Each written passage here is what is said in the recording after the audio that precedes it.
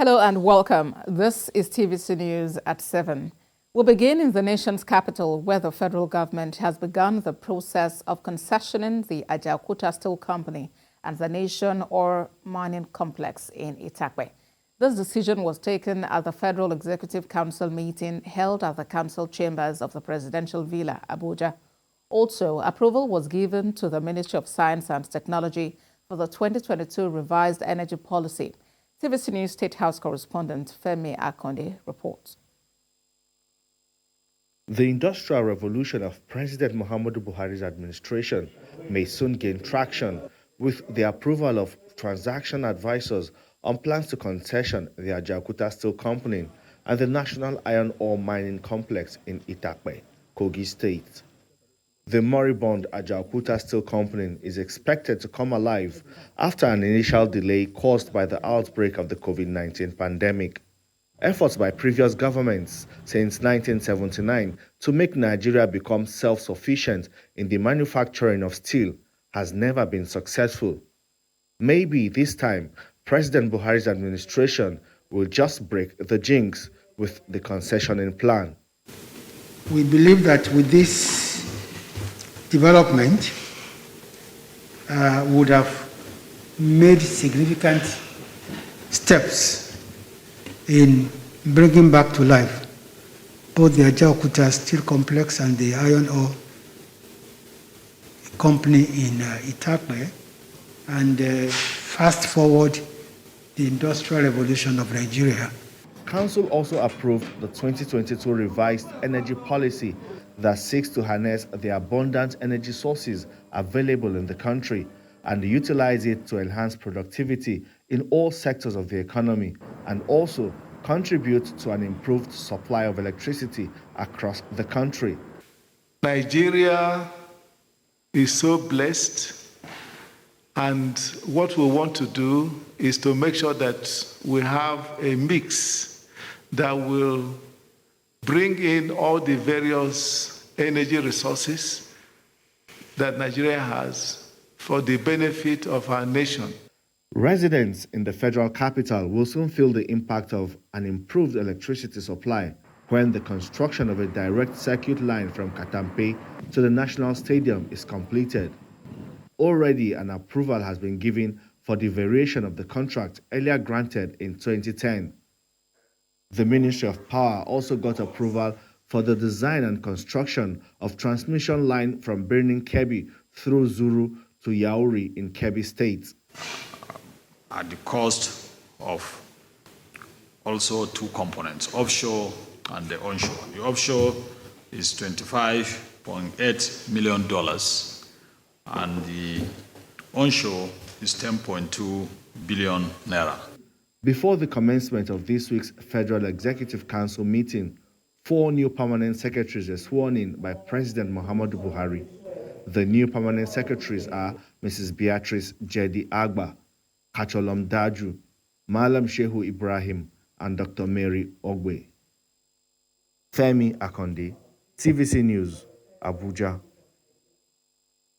Away from that, the National Drug Law Enforcement Agency, NDLEA, has urged political parties to make drug integrity tests part of the screening requirement for aspirants seeking to contest various offices in the 2023 general elections.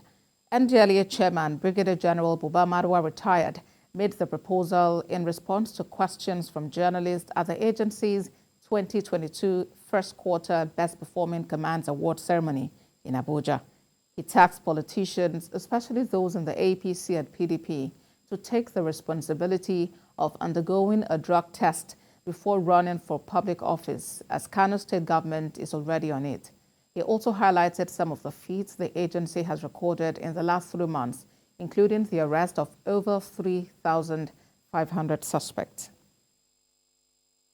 Let's turn to the National Assembly, where a group of young Nigerians today staged a peaceful rally to demand the speedy passage of the Starter Bill. The bill has killed second reading in both chambers and awaits public hearing.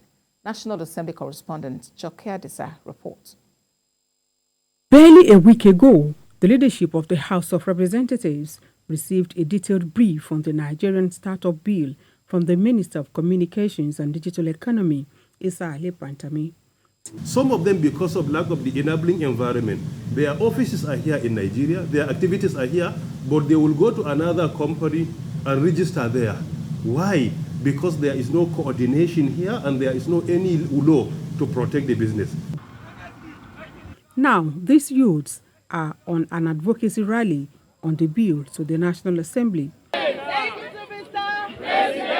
They appreciate the support received from the legislators so far on the bill and call for a speedy passage. So one of the things that you need to understand is that because the president, and this is a big tent initiative, this is one of the fastest bill in the history of the National Assembly. From inception, from starting, we've had like MDA, consultations, we've had regional meetings, we've had all sorts of engagement just to make sure that everybody is carried along in this process. So most of the times, youths come up with several innovative solutions to several indigenous challenges. And they find themselves actually in the midst of regulatory imbalances to be able to pursue their ideologies. So one of the things that this bill does for us is that it gives quite confidence to the young person who is innovative, who has ideas that he thinks can actually bring solutions to several problems that we have within the nation. The bill has skipped second reading in the two chambers and now awaits public hearing. They are optimistic the proposed law will uplift the youths and impact positively on the nation's economy. If I'm getting this thing done, I have the support of the government. I have the support of an ecosystem. I'm not going to wake up one day and everything I'm building is no longer feasible simply because regulation changes or a government change. Laws make things steady regardless of time and space. It's going to help with talent sourcing, so with upskilling of young people to be able to get hired and also to be able to belong to startups and businesses who are going to be thriving and creating solutions to problems. A bridge in infrastructure deficiency, funding, job opportunities and regulatory provisions are some of the advantages of the bill, and the youths are hopeful it will become a law within the shortest possible time. Joke Adisa, TVC News, Abuja.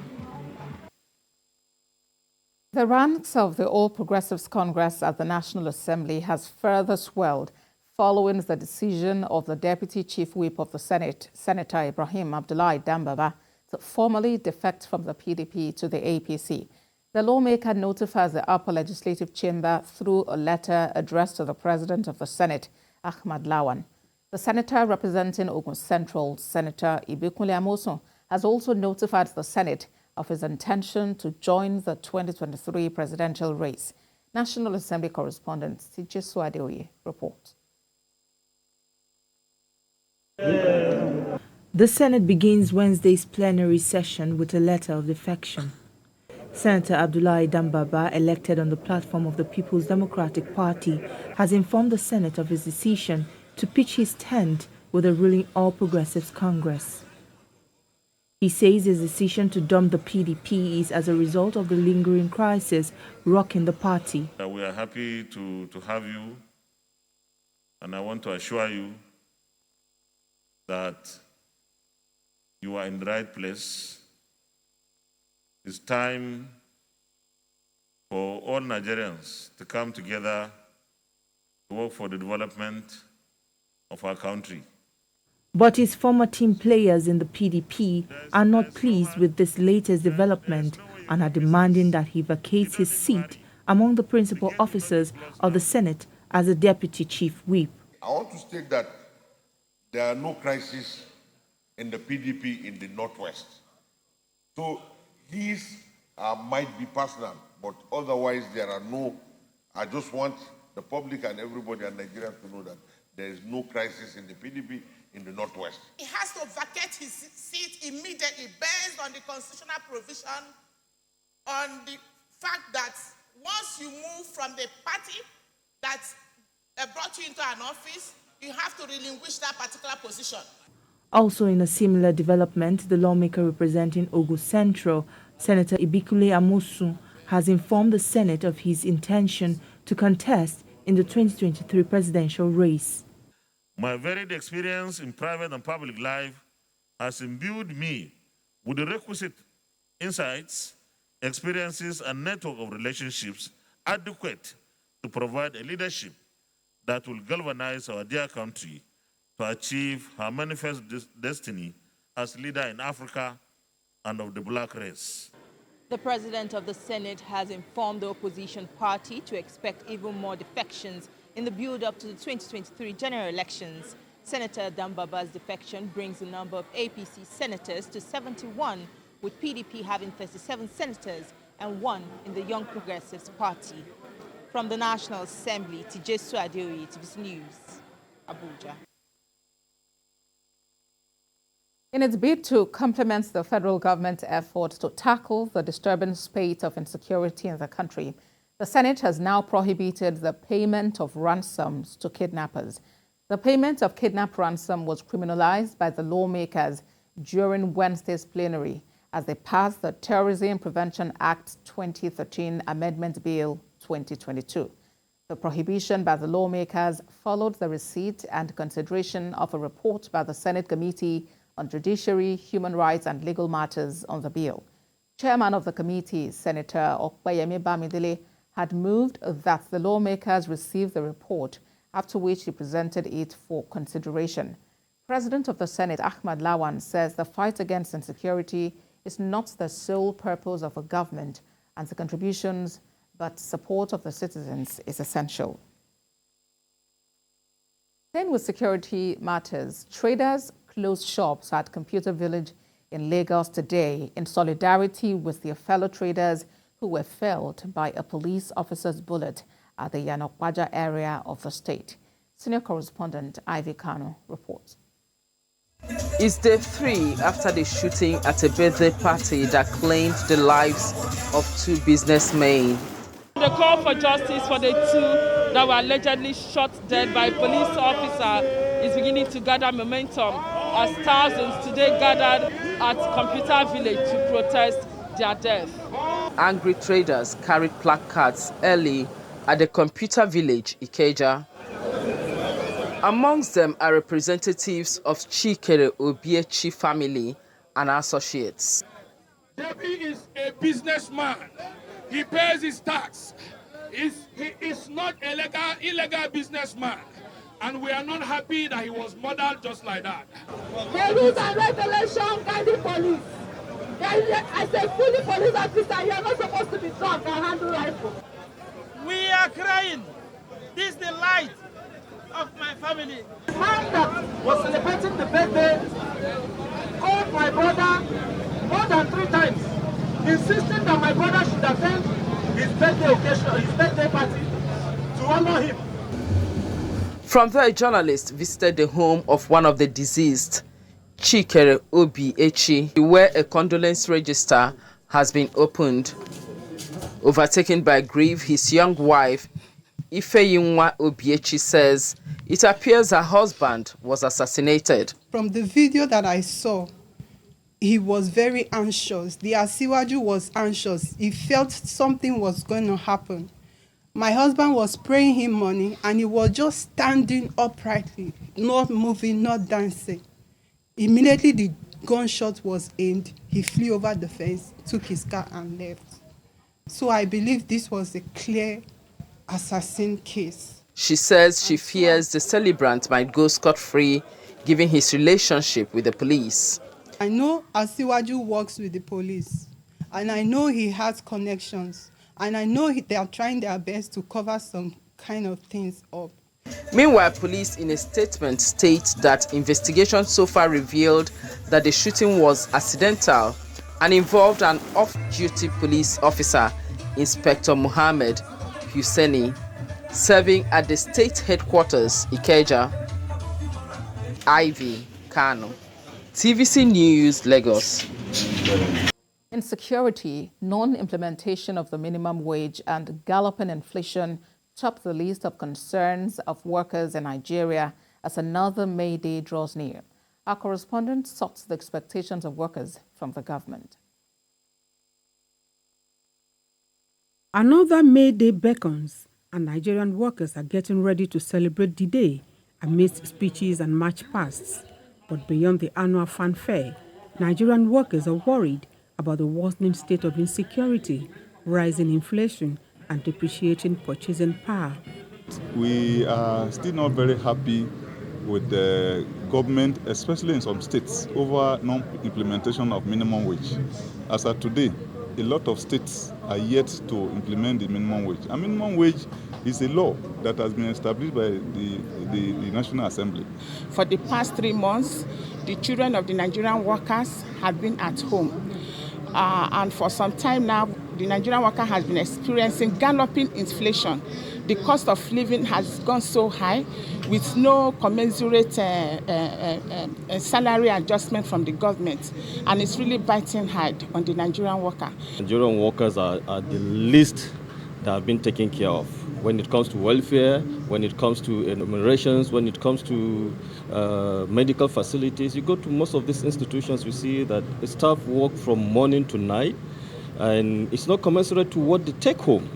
For the Academic Staff Union of Universities, until those at the helm of affairs prioritize citizens' welfare, the nation's challenges may not abate. I really don't expect anything from this set of politicians because they are not interested in the welfare of the ordinary Nigerian. Today, the Nigerian man still earn 30,000 naira as salary, less than a bag of rice. A man with family of 6-7 children will have less than a bag of rice as salary, and you think he'll live a good life? You think there will not be insecurity? It is their hope that there will be even distribution of the nation's resources and that government at all levels will address these challenges for a more peaceful society. Now, staying with security concerns, the Department of State Services says it has uncovered plots by suspected criminal gangs to attack worship and relaxation centers in parts of the country with improvised explosive devices. Public Relations Officer of the service, Peter Afonaya, stated this in a statement where he explains that the objective is to launch further attacks on critical infrastructure and other public places frequently visited. He also warned managers and owners of worship and relaxation centers to be cautious and implement basic security measures to deter the threat.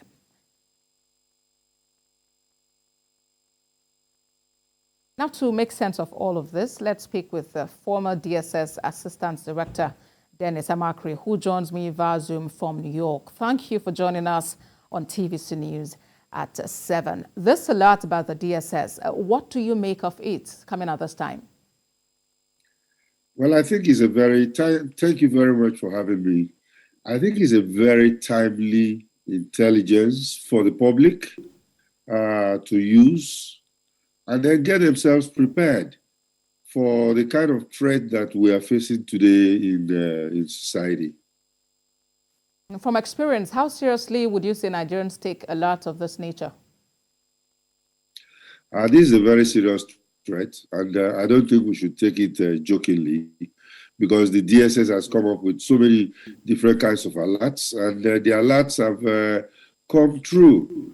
And of course, to prevent it depends on how we deal with it, because now it has alerted people to be very careful. This is the Salah period, the festive period, and then take care of their churches and mosques, and then of course relaxation spots.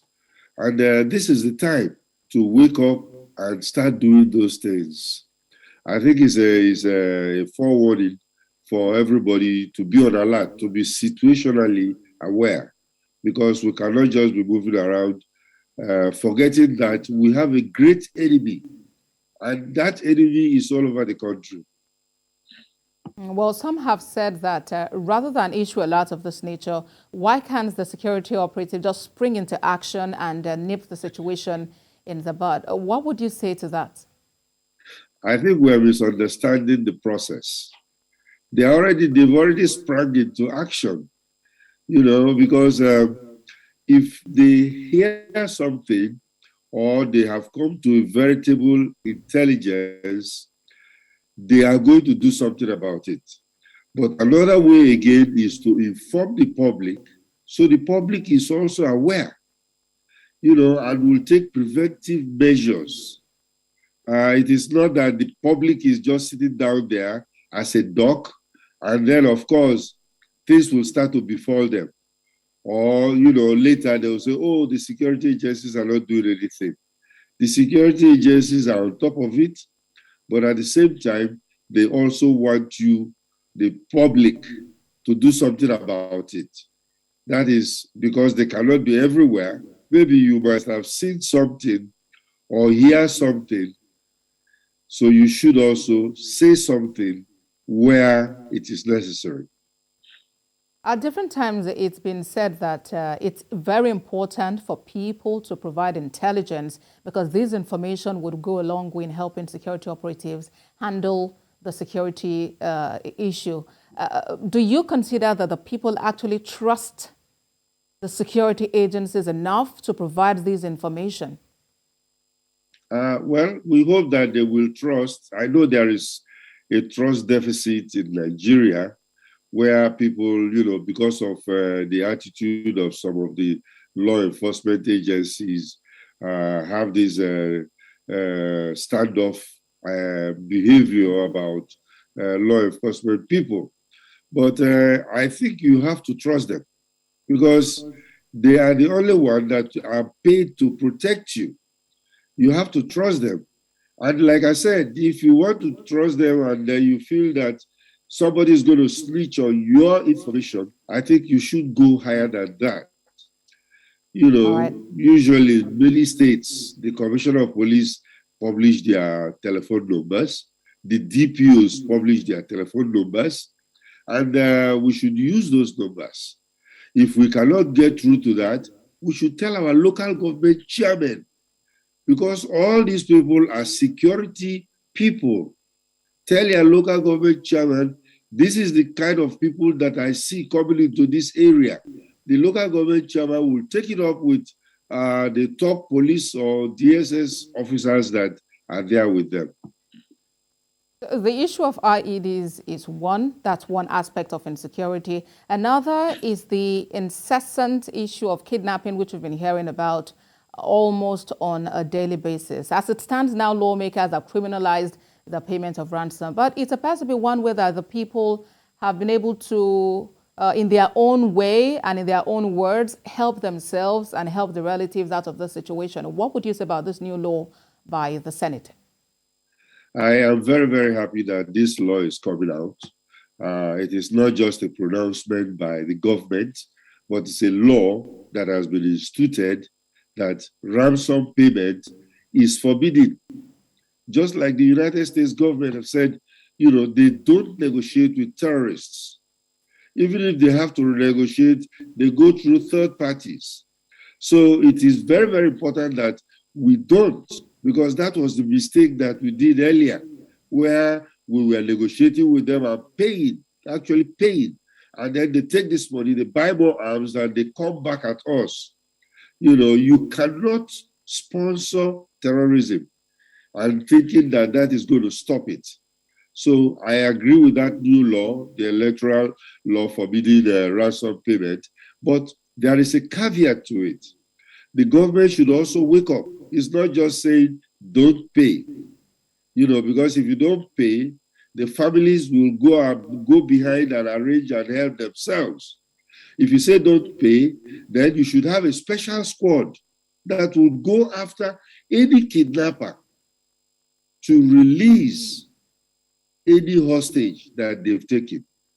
Because that, when they know that, yes, the government is going to call for those hostages and release them, then the families will even tell you that we are not paying you. They can tell the kidnappers they are not paying. A former DSS Assistant Director Dennis Amakri joined us from New York. Thank you for joining us on TVC News at 7. Thank you for having me. Let's move on to some other stories. In Osun State, 14 suspected criminals have been paraded by the State Police Command in Osogbo for various crimes. 3 of them are said to have killed a 53-year-old woman in Ilegbo for money-making ritual. TVC News correspondent Rafiu Hamid reports.